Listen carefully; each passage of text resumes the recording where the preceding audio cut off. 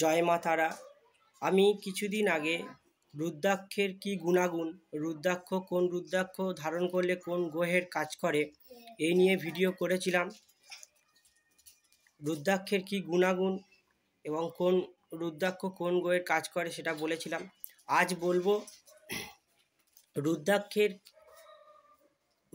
কিছু মন্ত্র এবং কিছু শোধনের মাধ্যমে রুদ্রাক্ষের ক্ষমতা অনেক বাড়ানো যায় এবং রুদ্রাক্ষ ধারণের কিছু নিয়ম বলবো। অবশ্যই ভিডিওটি প্রথম থেকে শেষ পর্যন্ত দেখুন। ভিডিওটি ভালো লাগলে একটি লাইক করবেন, যারা নতুন দেখছেন চ্যানেলটিকে সাবস্ক্রাইব করবেন। প্রথমে রুদ্রাক্ষ ধারণ করতে গেলে সোমবার শুক্রবারে আপনাদের রুদ্রাক্ষ ধারণ করতে হবে এবং যেই মুখী রুদ্রাক্ষ ধারণ করবে সেই রুদ্রাক্ষ দুধ, গঙ্গাজল, বেলপাতা দিয়ে শোধন করে এবং আপনাদের রুদ্রাক্ষের মালা নিয়ে নেবেন। সেই রুদ্রাক্ষের মালার সাহায্যে শিবের পঞ্চাক্ষর মন্ত্র ওম নমঃ শিবায় 108 বার জপ করে নিতে পারেন, বা মহামৃত্যুঞ্জয় মন্ত্র 108 বার জপ করে শিবলিঙ্গকে স্পর্শ করিয়ে মনস্কামনা করে রুদ্রাক্ষ ধারণ করতে হয়। এছাড়া আরও অন্য নিয়মে রুদ্রাক্ষ ধারণ করা যায়। এক এক রকম রুদ্রাক্ষের এক এক রকম মন্ত্র আছে জপ করার, সেই নিয়ম এই ভিডিওর মধ্যে বলে অনেক বড় হয়ে যাবে। আপনারা যদি কমেন্ট করেন তাহলে পরে আমি একটা ভিডিও করার চেষ্টা করব। রুদ্রাক্ষ আপনারা যে কোনো মুখী ধারণ করেন না কেন কিছু বিধি নিয়ম মানতে হবে। রুদ্রাক্ষ ধারণ করে আপনাদের বিশেষ করে সোমবার শুক্রবারে সর্বদা নিরামিষ খেতে হবে এবং নিয়মিত শিবলিঙ্গের পূজা এবং সাধনা দ্বারায়, শিব ঠাকুরের সাধনা এবং পূজার দ্বারায় যে রুদ্রাক্ষ ব্যবহার করছো সেই রুদ্রাক্ষ অনেক শক্তিশালী হয়ে যাবে।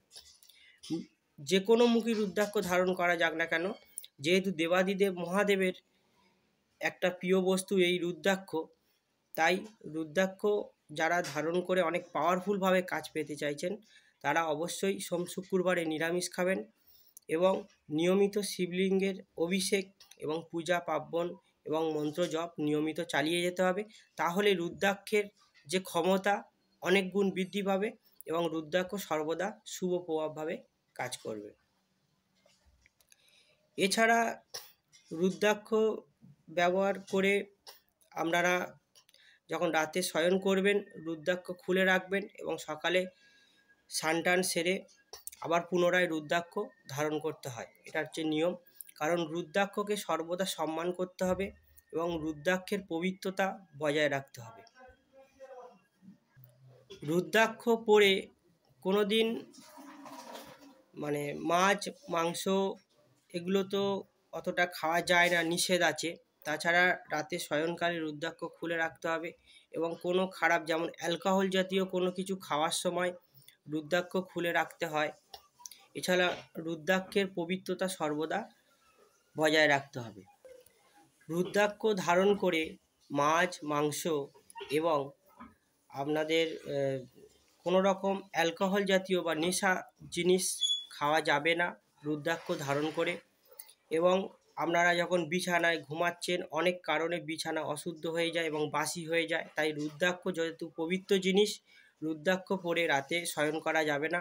রাতে রুদ্রাক্ষ একটি পবিত্র জায়গায় খুলে রাখতে হবে এবং সকালে স্নান সেরে আবার রুদ্রাক্ষ ধারণ করতে হবে। এই নিয়মগুলো কিছু কিছু মানতে হবে। এছাড়া নিয়মিত শিবলিঙ্গের অভিষেক করতে হবে এবং বাথরুমে যাওয়ার সময় রুদ্রাক্ষ খুলে যেতে হবে। পায়খানা এবং টয়লেট করতে গেলে এইগুলো যে বাথরুমে গেলে রুদ্রাক্ষ পরে যাওয়া যাবে না, কারণ রুদ্রাক্ষ শিবলিঙ্গের সমান শক্তিমান এবং পবিত্র। রুদ্রাক্ষ শিবলিঙ্গের সমান শক্তিমান এবং পবিত্র, তাই রুদ্রাক্ষ একটা দৈবিক জিনিস। এটা ধারণ করে কখনো বাথরুমে যাওয়া যাবে না এবং মলমূত্র এগুলো ত্যাগ করা যাবে না, এটাতে রুদ্রাক্ষের শুদ্ধতা নষ্ট হয়ে যায়। তাই ওই সময় রুদ্রাক্ষ খুলে যেতে হবে। এছাড়া বিভিন্ন রকম কোনো রকমের অশুদ্ধতা বা কোনো রকম অপবিত্র অবস্থায় রুদ্রাক্ষ ধারণ করা যাবে না। রুদ্রাক্ষ ধারণ করতে গেলে লাল কারে বা সাদা সুতোয় রুদ্রাক্ষ ধারণ করতে হয়। এছাড়া তামার তারে জড়িয়ে রুদ্রাক্ষ ধারণ করার নিয়ম আছে। এছাড়া রূপো দিয়ে রুদ্রাক্ষ বাঁধিয়ে রূপোর চেনের সাথে আপনারা গলাতে ধারণ করবেন। রুদ্রাক্ষ সর্বদা গলাতে বা বাহুতে ধারণ করতে হয়, কখনো রিস্টে ধারণ করবেন না। অনেকে রুদ্রাক্ষ হাতের কবজিতে বা রিস্টে ধারণ করে। এতে কি হয়, এতে আমরা যে খাওয়া দাওয়া করছি অনেক সময় সগড়ি এঁটো এগুলো রুদ্রাক্ষর গায়ে স্পর্শ হয়, যার জন্য রুদ্রাক্ষ অপবিত্র হয়ে যায়। এবং যে কোনো বাথরুম এটা সেটা যাওয়ার সময় তো এখানে নোংরা জল যদি লাগে সেখানে রুদ্রাক্ষ অপবিত্র হয়ে যায়। রুদ্রাক্ষ কখনো কোমরে ধারণ করা যাবে না, কারণ যে কোনো দৈবিক কবচ বা দৈবিক জিনিস সবসময় বাহুতে বা কণ্ঠে ধারণ করতে হয়। কোমরে ধারণ করলে রুদ্রাক্ষর ক্ষমতা নষ্ট হয়ে যায় এবং রুদ্রাক্ষ প্রভাবশালী হয় না, রুদ্রাক্ষের কার্যকারিতা নষ্ট হয়ে যায়। কারণ কোমরের থেকে রুদ্রাক্ষ কোমরে থেকে নিচের দিকে আমাদের অশুদ্ধ, তাই কোমরে রুদ্রাক্ষ ধারণ করা যাবে না। এই নিয়মগুলো মানতে হবে। যখন কোনো সাধনা করছেন, পূজা অর্চনা করছেন বা জপ তপ করছেন বা কোনো পবিত্রতার সাথে সারাদিনের মধ্যে আছেন এবং পজিটিভ চিন্তাভাবনার মধ্যে আছেন, তখনই রুদ্রাক্ষ সর্বদা কাছে রাখবেন। এতে আপনাদের যে মনস্কামনা অনেক পূর্ণ করে এবং রুদ্রাক্ষ অনেক রকম রোগ ব্যাধি নাশ করে। রুদ্রাক্ষ এত রকম নিয়ম মানতে হয়, কিন্তু রুদ্রাক্ষের পবিত্রতা যতটা আমরা রাখবো, রুদ্রাক্ষকে পবিত্রভাবে ধারণ করব, ততই ভালো কাজ পাবো। এবং এই রুদ্রাক্ষ এত নিয়ম মানলেও এই রুদ্রাক্ষের কার্যকারিতার ক্ষমতা যা আছে অন্য কোনো দৈবিক জিনিসে এত ক্ষমতা নেই। তাই যেই জিনিসের এত ক্ষমতা সেটা তো একটু পবিত্রতা এবং শুদ্ধ আচারে সম্মানজনকভাবে ব্যবহার করতেই হবে। কারণ রুদ্রাক্ষের মধ্যে এমন অলৌকিক ক্ষমতা আছে, অন্য কোনো দৈবিক জিনিসে এত ক্ষমতা পাওয়া যায় না। যে কোনো রুদ্রাক্ষ পবিত্রতার সাথে ধারণ করলে আপনাদের সর্ব মনস্কামনা পূর্ণ করবে, যে কোনো গ্রহদোষ কাটাবে এবং অকাল মৃত্যু রোধ করবে এবং আপনাদের শারীরিক মানসিক যাবতীয় সমস্যা সমাধান করবে এই রুদ্রাক্ষ। এবং সর্ব জায়গায় সম্মানিত হয়ে যাবেন, যেহেতু রুদ্রাক্ষ এমনই একটি ফল, এটি ধারণ করলে সকলের প্রিয়পাত্র হওয়া যায়। শুদ্ধ আচারে রুদ্রাক্ষ ধারণ করবেন পবিত্রতার সাথে এবং সর্বদা শিব জ্ঞানের রুদ্রাক্ষ ধারণ করবেন এবং নিয়মিত শিবলিঙ্গ এবং শিব ঠাকুরের উপাসনা করবেন, তাতে রুদ্রাক্ষের পজিটিভ ফল অনেক ব্যবহার পাওয়া যাবে। বিশেষ করে দেখবেন যারা অঘরী হয় তারা কিন্তু রুদ্রাক্ষ সর্বদা রাখে, আর এই অঘরীরাই কিন্তু দেবাদিদেব মহাদেবের বেশি ভক্ত হয়।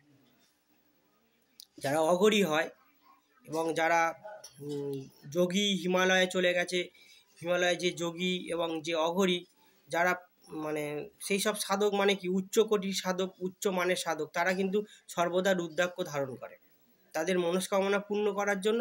এবং তারা বেশিরভাগ দেবাদিদেব মহাদেব বা শিব ঠাকুরকে সর্বদা তাদের গুরুদেব হিসেবে রাখে এবং তাকেই সর্বদা স্মরণ করে। কারণ দেবের দেব মহাদেব, দেবাদিদেব মহাদেব সর্ব বাধা নষ্ট করে দিতে পারে, সমস্ত বাধা দূর করে দিতে পারে। যাই হোক, এই নিয়মে এইভাবে যদি রুদ্রাক্ষ ধারণ করা যায় তাহলে ভালো কাজ পাবেন।